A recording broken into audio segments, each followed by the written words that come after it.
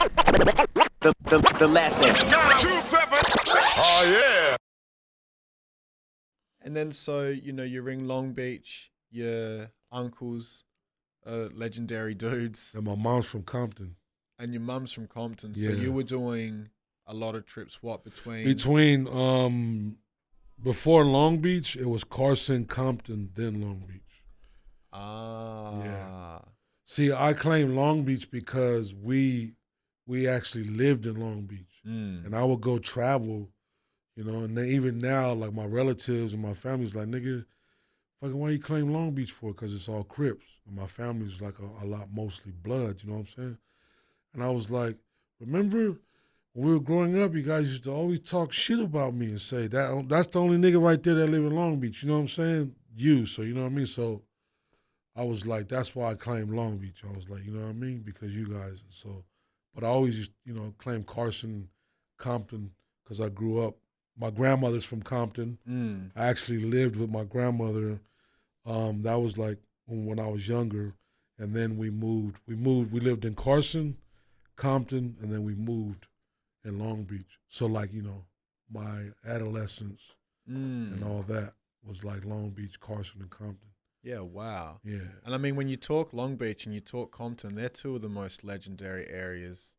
Yeah. When it comes to hip hop. Right. Long Beach, I instantly think of Warren G, Snoop, Man. Nate Dogg, and that just was the heyday, bro. Twins, and just that sound. Shaq, yeah, man. I love that shit. That was golden era, bro. Yeah, and then I guess when you head over to Compton, you'd have to say that on a worldwide scale, NWA put it on the map.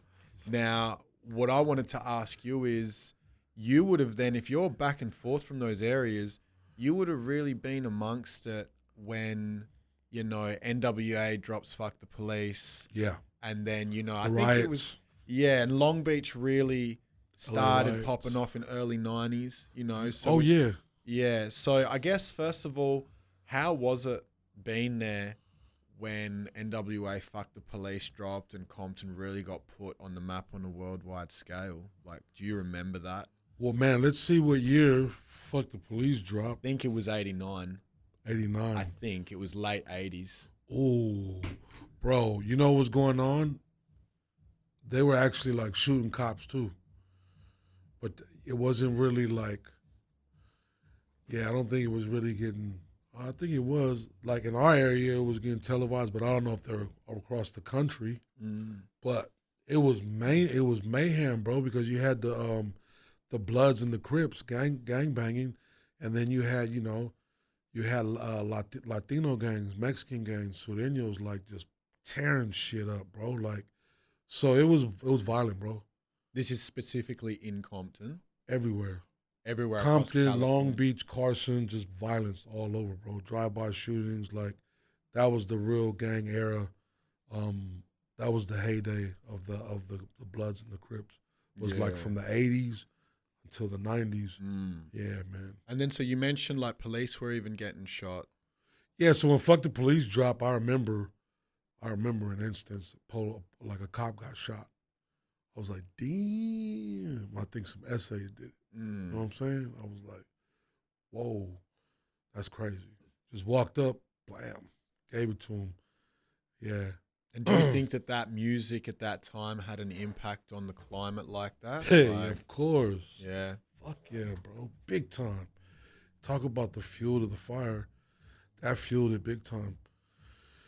If I could look back, I wouldn't tell kids to do all that and act like that, like now. That's why I did a lot of youth work out here and all that, because I felt like, we were just fucking up our own community and shit like that, and just teaching practice like stupid shit, not smart shit. And then, I mean, talking, late 80s, early to mid 90s, like the gang shit from the documentaries and stuff.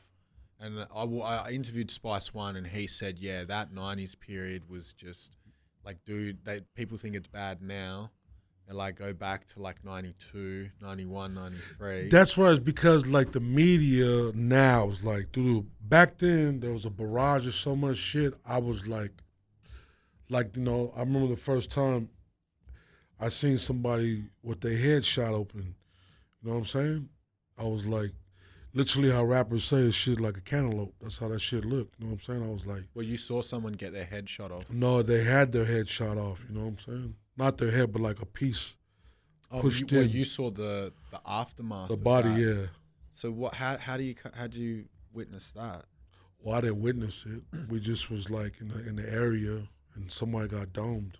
Motherfucker got popped. Oh, and you just in the head. walked past it, like. Yeah, we wanted to go see what had happened. You know what I'm Yeah. saying? Yeah. So we was just like walked up.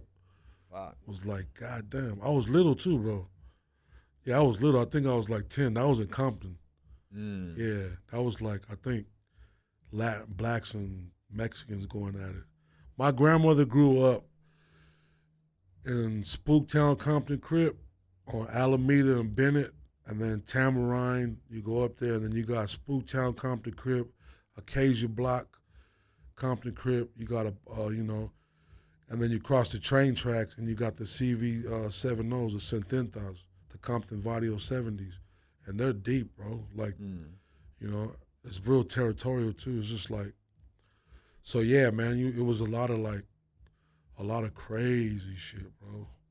Living between Long Beach and Compton as a teenager, and then you're seeing the music, really, because New York is where it popped off. Yeah. And then it's come over to the West Coast. Yep.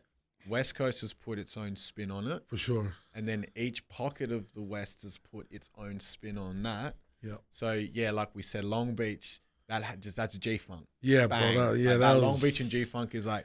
I remember being at man. house parties and being like dancing when that song just dropped, bro. Yeah. I remember that. Yeah, I was. And then so classic. When all that was happening, did you weren't rapping yet at that point in time? Like I was freestyling. You were freestyling, but like not in the record, hood. yeah, Yeah, but not yeah. recording in the studio. No. But you'd be at the house parties, cypher Yeah. pop off, and you jump in.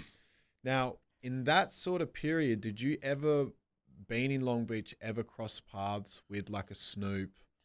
Those the 213 crew. Yeah, basically? so I went to Long Beach City College, and they had a music program there. And I think it was one of the only programs at that time because they had workstations set up, and at the workstation they had a synthesizer, they had an ADAT and a Tascam. You know what I mean? Mm. So, and one of the first dudes I remember, and apparently Warren G would come like to borrow or use some of the equipment because the dude had everything. And I think, and he was an African American. He was an OG. I can't remember his name, but he was a cool dude, man. Him and another gentleman, a white guy. They both ran it, and like I remember Warren G coming in, and then everybody's like, "Damn, Warren G just came." I was like, "Whoa, dang!" And then he had his cousins. They were called the Kinfolk. Like they weren't big, but they were like some of his cousins, and there was studios there. So there were like these rooms right here, and you'll go in there, and apparently like late at night or something, like they'd give access, and like I guess like even the twins came in there, I heard, and lay some, but yeah, I just remember smelling stinky ass skunk, the stinkiest skunk. I was like, damn, what's that smell? I came in, and dude must have lit it up right there, man. He didn't even care, man. He was like Warren G, I think Warren G's cousin. Yeah. But yeah, I seen those cats. They were all affiliated with like Dub Shack and Warren G, mainly Warren G. And then did you ever cross paths with Nate Dogg? Yeah, I crossed paths with Nate Dogg. Yeah? Yeah, like I've seen him in the studio with LT Hutton because I did work with LT Hutton. I was like, LT was like, I lived with LT Hutton before I signed with Yuck Mouth. So yeah, I seen Nate Dogg. And then the interesting thing, I mean, maybe you can clarify, but from what I've seen in interviews and shit, although he was the singer, he was the one that was ready to throw down the quickest. Yeah, man. I mean, like I just like I came in, and then LT introduced me like, yo, this is Monsta Ganjah, it's Booyah Tribe's nephew. I'm working with him, and they were like, cool, say what up to them. But I never really I just watched him. Yeah. But no, yeah, he was like that because my aunt, talking from a street level, she knew Nathaniel You know what I'm saying? And she was like, my Aunt Zipporah, she's from Compton, from Park Village Crip. She was like, yeah, I know Nathaniel. And she was like, I know, she used to call Warren G bottle caps. She's like, he used to have Coca-Cola, because my aunt used to sell crack. She was an OG, you know what I'm saying? A lot of people know her. So she was like, yeah, I knew I used to support them, you know, a long time ago. So yeah, I remember her saying that Nate Dogg was quiet, but he was a rider, you know what I'm saying? Yeah. He was just real laid back, you know what I mean? Like, The lesson. 927. Oh, yeah.